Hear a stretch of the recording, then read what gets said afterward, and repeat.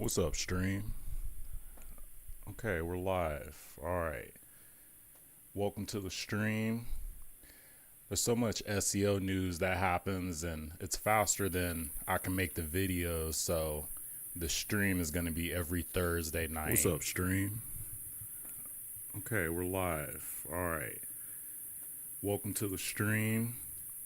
There's so much SEO news that happens, and it's faster than I can make the videos, so the stream is going to be every Thursday. News happens faster than I can get the videos out, so here you go. Okay, we're live. All right. We're looking at Thursday nights. Welcome to the stream. I might move it back a little bit. There's so much SEO news that happens, it's faster than I can make the videos, so the stream is going to be every Thursday. Make sure you lock news happens faster than I can get the videos out, so here you go. Okay, we're live.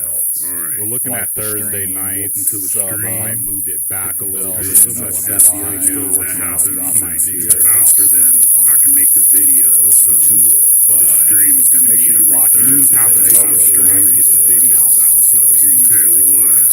All right. We're looking at Thursday nights, so I might move it back a little bit. There's so much SEO news that happens. So this study was conducted by a technological research and consulting firm called Gartner. And they actually have predicted that AI has legitimate concerns that it may steal traffic from your website and also drive up costs for advertisers. So the prediction is by 2026, traditional search engine volume will drop by 25% with search marketing losing market share to AI chatbots and other virtual agents. So this all sounds legit and reasonable because AI has become a big thing.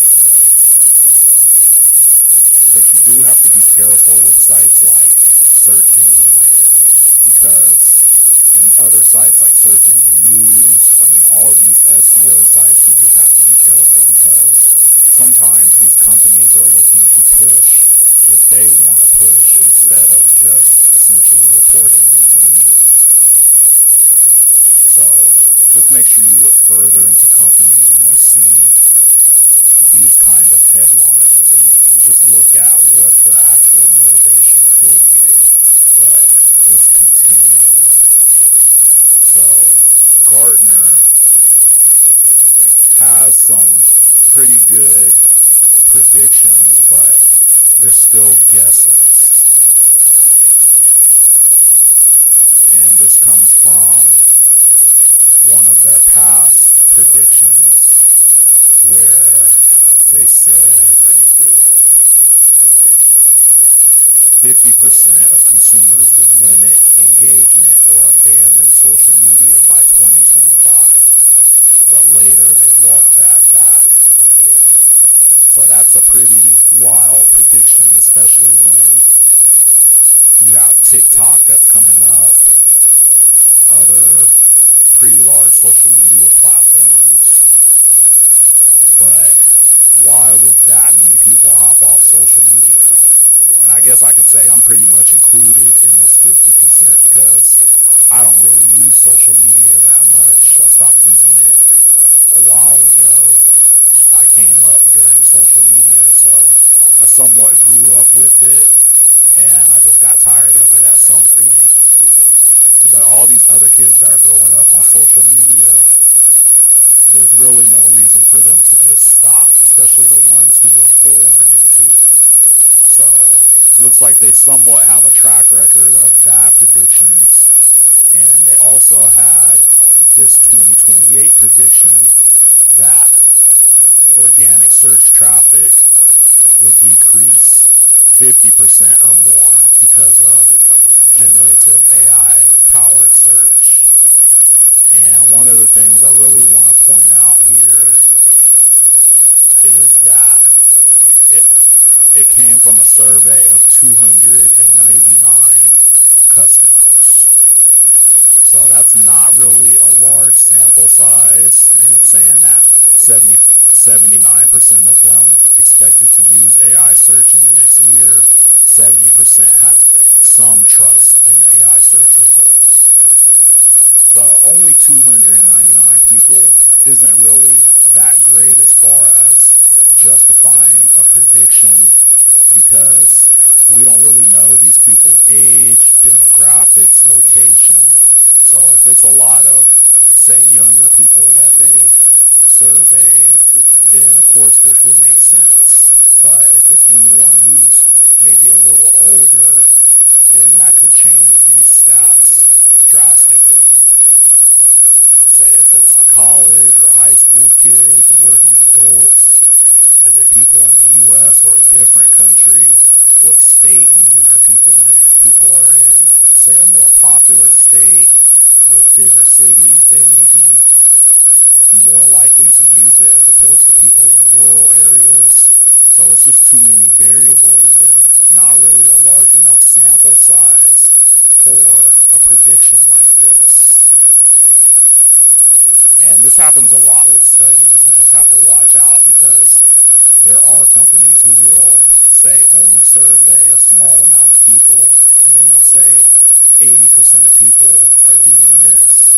But it's just 80% of the people in their test. Say if they only tested 100 people and 60 people did this result, then they could just say 60% of people do this result. And so marketing leaders whose brands rely on SEO should consider allocating resources to testing other channels in order to diversify, said Emily Weiss, senior principal researcher at Gartner. So this isn't new. This isn't the first time someone has ever said this. Typically in marketing, you don't want to just rely on one channel, especially once you've grown. Now, you could have one channel to begin with, but typically you want to diversify. And I would say that this pretty much applies to anything, not just marketing, but you never want to put all your eggs in one basket. So I just think that this is something that's been said a lot, and I wouldn't really put too much into it. And then so I went to the website to actually see if I could find what the actual control was for the study. So who did they survey, how many people, and I don't see anything here. And I believe you have to sign up to see more, which I didn't. But one thing I did notice is that they do have a conference coming up, this Tech Growth and Innovation Conference. So you just have to watch out for these sort of things. They try to put statistics out to become thought leaders, and we don't really have a whole lot of data on this. But I'm not saying that they're wrong. Let me just make that clear. So you just have to watch out for these sort of things. So let's move on to the next article I have here. We don't really have a whole lot of data on this. But I'm not saying that they're wrong. Let me just make that clear. I'm just getting things straight here. Here we go.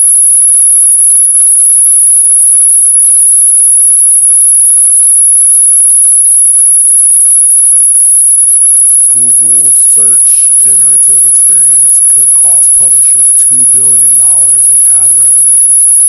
And it says that it could cause search traffic to drop up to 60%. So, again, I'm not saying Gartner is wrong, because I'm going to show you some more data here that says that they're probably leaning the right way. So it goes on to say the AI-powered search engine is expected to trigger a significant decline in search traffic ranging from 20 to 60%. 20 to 60% is a lot. And I saw articles showing how AI overviews have changed the SERPs, how it's pushed organic listings even further down, and more importantly, how it doesn't contain ads. So when you look at those AI overviews in the SERPs, there's usually not any ads there.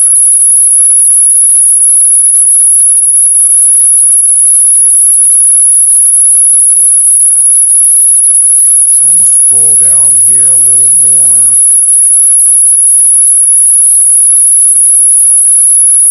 So it goes on to say the new SGE results for the top 1,000 keywords that bring traffic to their website. Google's current SERPs contain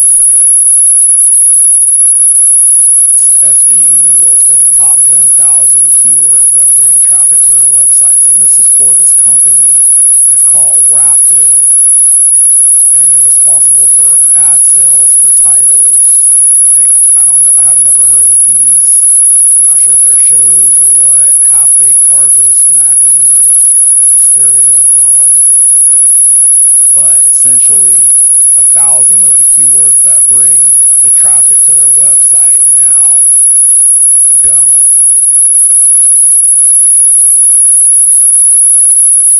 And so when we look at the results here, they noted that some keywords showed no search engine, no SGE results, while others did feature links to their websites.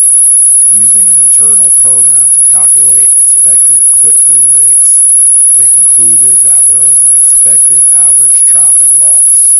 And this is something that, we kind of could see when the AI overviews came about.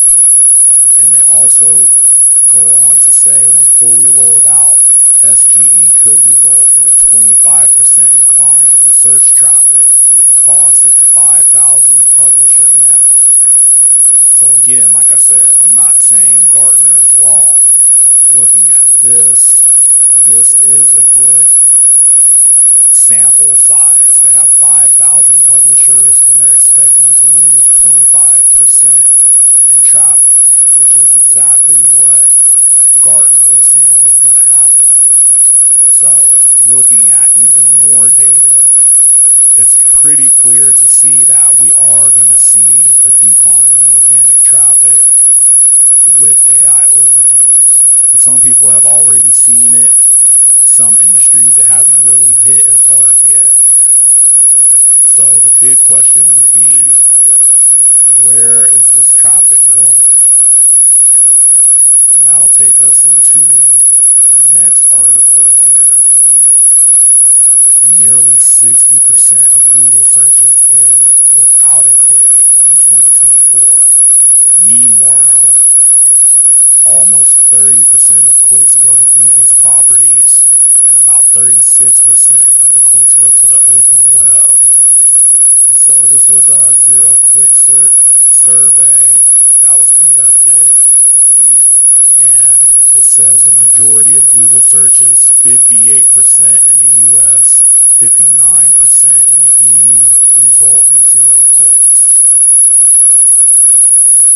A zero-click search happens when users end their session or enter a new query without clicking on any results.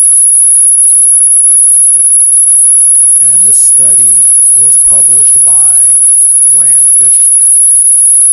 So 60% is a large amount of searches that don't actually go to a website. It's a zero-click search. And this has been a problem for a while, especially since featured snippets rolled out.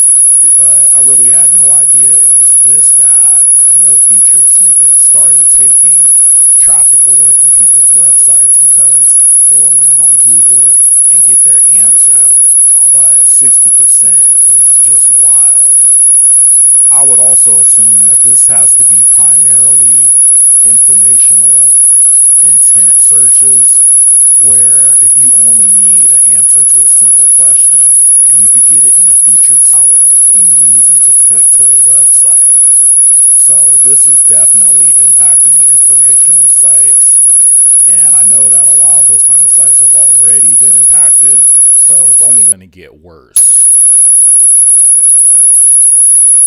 So this is definitely impacting informational sites. And then I want to go down here to already been impacted, so it's only going to get worse. This quote. That said, it's important to remember not all users want to click on a link and visit a website to get an answer.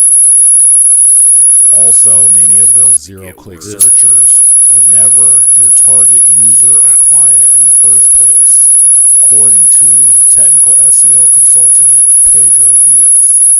And I think he makes a great point here that many people don't realize that some people are just coming to get information for a friend or a family member. Maybe they're having an argument, so they're just trying to settle the argument. And I think he makes a great point here. Or maybe they're just curious about it. It's just something that came up that they just were curious to search. So just because you're not getting those people to your website, that's not going to hurt your business, because they were never going to buy from you in the first place. They just wanted the information. They don't necessarily have the need or the means for your product or service. And in marketing, we target people at different levels of the funnel. And we all know that the top of funnel has the highest drop-off. So those people that are even landing on your site because of an informational query, they're still top of funnel people. So they may just get the information and leave, whether they visit your website or not. So now let's move on to this part, clicks to Google properties. Nearly 30% of all clicks in the US go to Google-owned properties: YouTube, Google Images, Google Maps. That's not great to hear, but it's also expected because a lot of this is in the SERPs. Of course, you can go straight to images. There's YouTube videos in the SERPs a lot. Of course, you have the local pats with the maps or for someone to call. So that's not unexpected, but it's just not great that Google is essentially hoarding this traffic. And he adds some yes but thoughts. So I'm just going to go through these real quick and give my comments. If people click on YouTube, they'll see a video created by a business, brand, or creator. In the case of searches with local intents, if someone wants directions to a restaurant or another type of business, does it matter that the person didn't visit the website to get the same information? And I'm going to say no. There's been studies conducted that a large percentage of people visit the local business they search for within 48 hours. So if the people are searching for your business and then they're coming in, then this is not an issue that they're not coming to your site. Of course, some people will have issues if they see their analytics going down, but if they're still making money, then this really isn't an issue. The next one says, Google is keeping people within its ecosystem, but that shouldn't necessarily be concerning if you're optimizing for more than just classic search. So, this, the part that I really wanted to highlight, because of course we're optimizing for classic search, so this point doesn't really make a lot of sense. If the searchers are getting what they want, this is essentially the argument I was making about featured snippets, but of course you're optimizing for search. What else are you going to be optimizing for? And then, so here's the important bullet point here that I wanted to get to. It becomes concerning when Google expands into new verticals and essentially takes over, leaving websites to fight for crumbs of organic search traffic. So leaving websites to fight over crumbs of organic traffic is a big problem. You know, if there's not as many people going to websites and you only have a few to choose from, a few that you'll get, then you're obviously going to get less traffic, and that's not great for website owners. So when we look at this section, traffic to websites, for every 1,000 Google searches, 360 clicks in the US go to the open web, and in the EU is 374. So that's almost 70% of traffic that's going to Google. Every 1,000 searches only gives about 300 actual clicks to our website. So think about only getting a third of the clicks that you would when you do keyword research. That's essentially what's happening here. It's not all bad though. I do have some good news to show. So this is not going to be just the doom stream. We do have some good news here. And I also wanted to... It's not all bad though. I do have some... Here, let me pull this up. So this is the actual study that we were just talking about. And I also wanted to... And I did want to mention one more thing here that we were just talking about.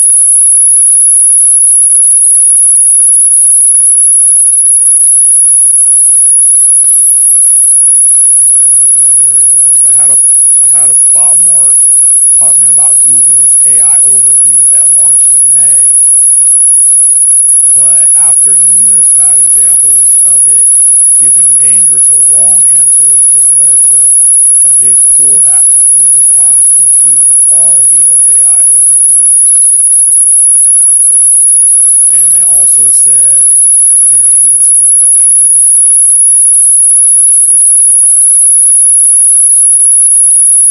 No, I don't know where it is. But I'm just going to keep reading from my notes here. So it says that Google has told us that people love AI overviews, and that AI overviews increase search usage despite offering no actual data to back up its claims. And again, I'm just going to say that AI overviews are pretty equivalent to featured snippets, but they have a much better chance to be wrong.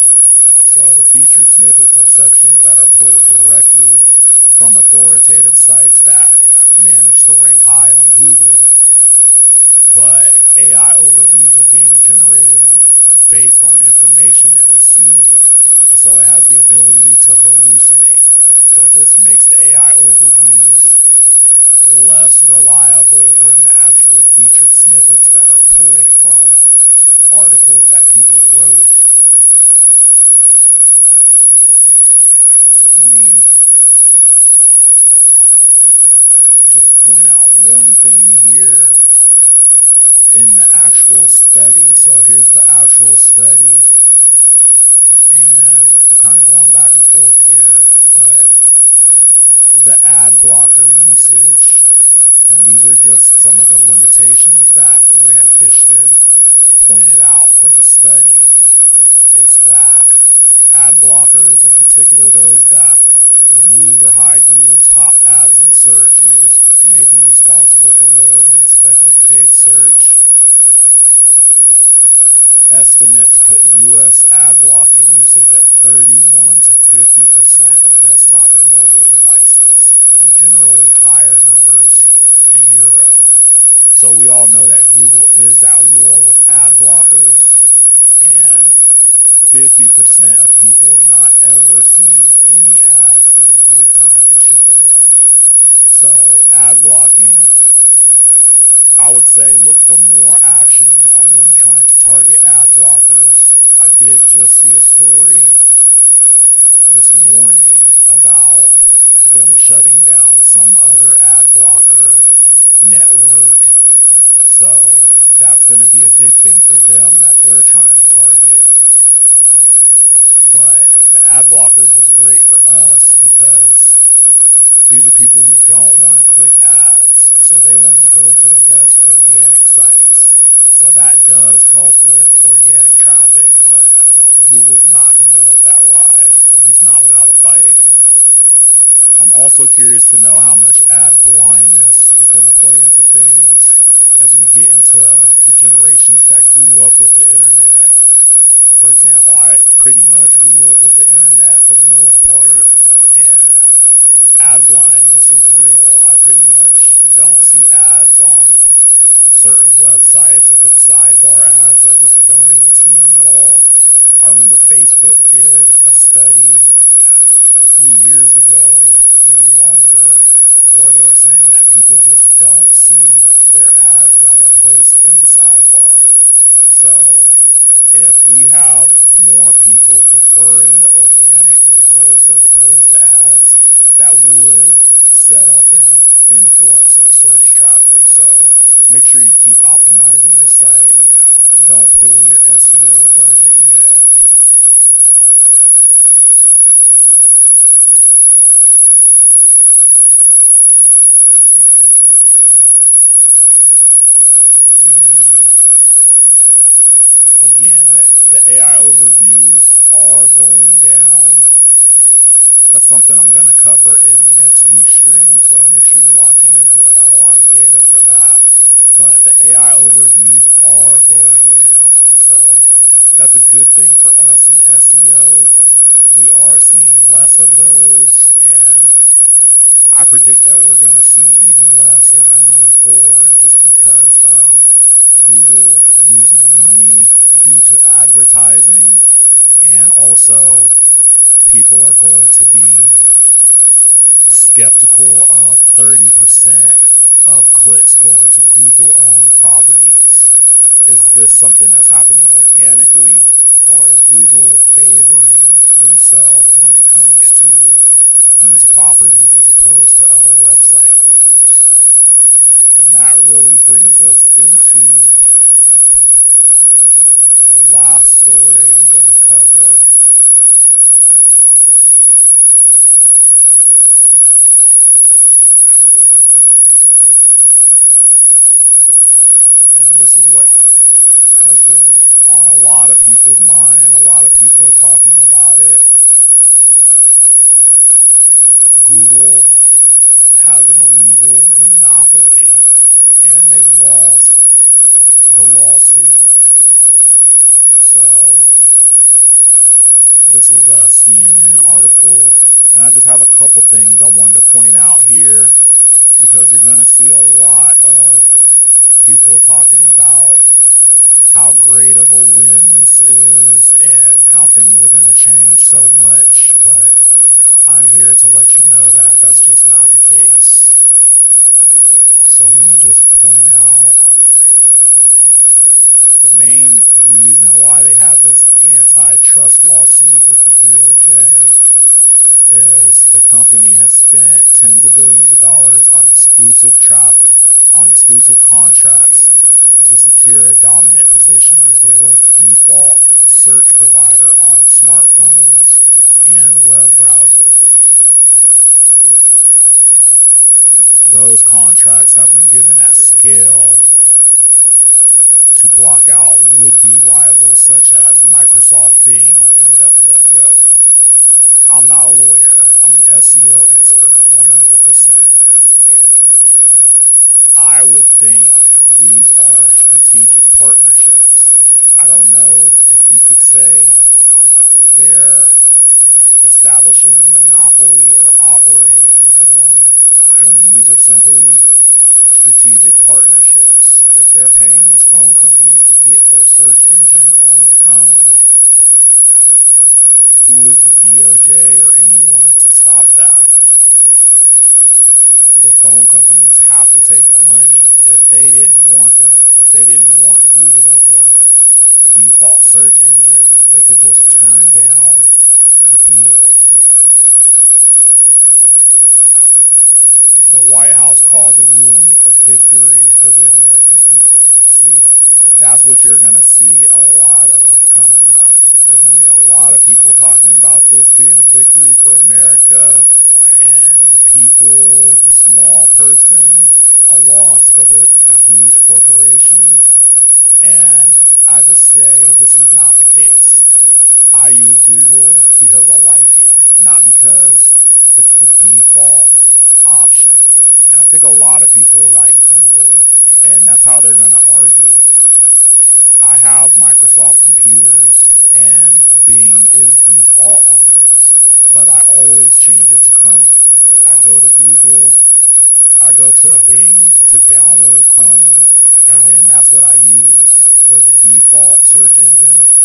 I just change it to Google. I don't use Yahoo or Bing like it'll have in the settings, and often it'll try to make Bing the default, and even if you update the computer, it'll still make Bing the default, but I change it back to Google because that's what I want to use. That's my choice. Let me point out one other quote here. But I change it back to Google because that's what I want to use. That's my choice. Let me point out one other quote here.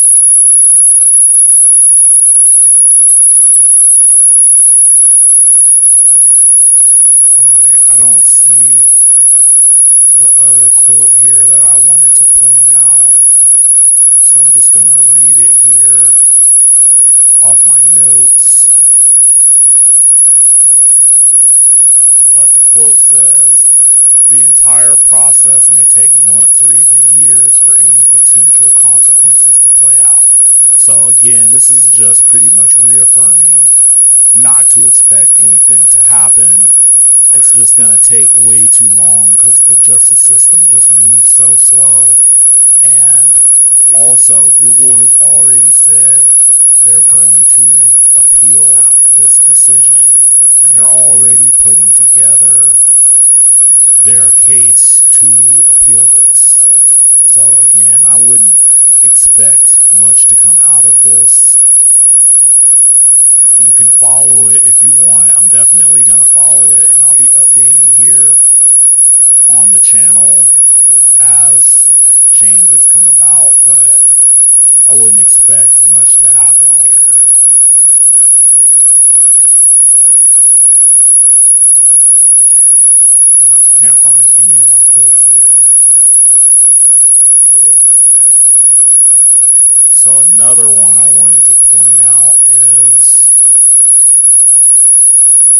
I can't find any of my quotes here. Here it says, Google said in a statement they plan to appeal the decision, which I was saying. So that's just going to take things much longer to move about. Here it says, here we go. Said in a statement they plan to appeal the decision. But the ruling could ultimately upend how Google makes its search engines available to users by impacting its ability to make pricey deals with the device makers and online service providers that were at the heart of the case. So if they're not able to make these deals, is it going to change much? I don't really think so. And then I also wanted to point out the other remedies. So it says the court could force Google to implement a choice screen, letting users know about other available search engines. So this might be more of an issue for people that are less tech savvy, but anyone that knows exactly what they want to use, so if they like Google, they're just going to go ahead and choose Google. They also have the largest brand recognition, so I would just expect a lot of people to still use Google just like they do now. There's not going to be much change there. And another thing that was brought up that I found really interesting,